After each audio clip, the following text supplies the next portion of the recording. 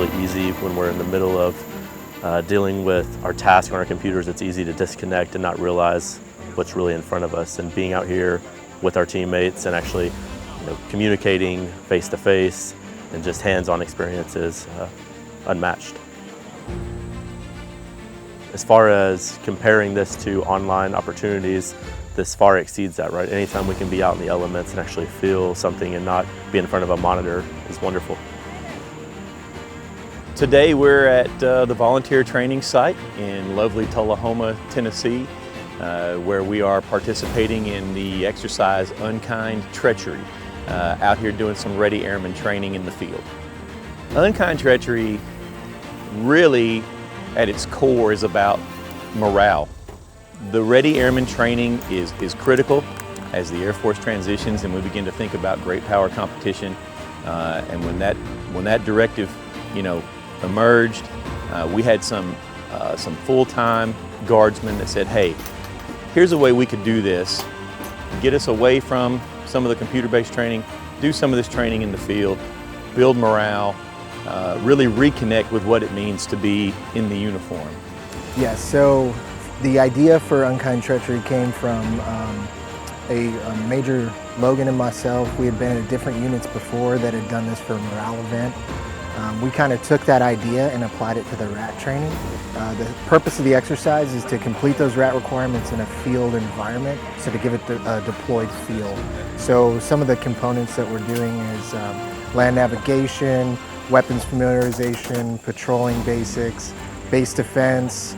We're doing UXO identification, and then we threw in a couple of morale events like the air assault course. So about 90% completion of all of our RAT requirements are done in the field over this week.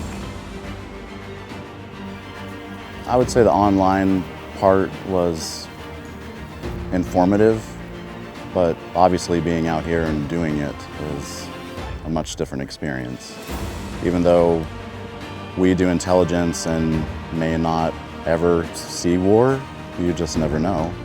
And I think this is a good experience to kind of get your mind ready for something like that. So for Unkind Treachery, it took a lot of coordination. So for this event, we have over 8 different components assisting us and providing support. Our own security forces, squadrons helping us out.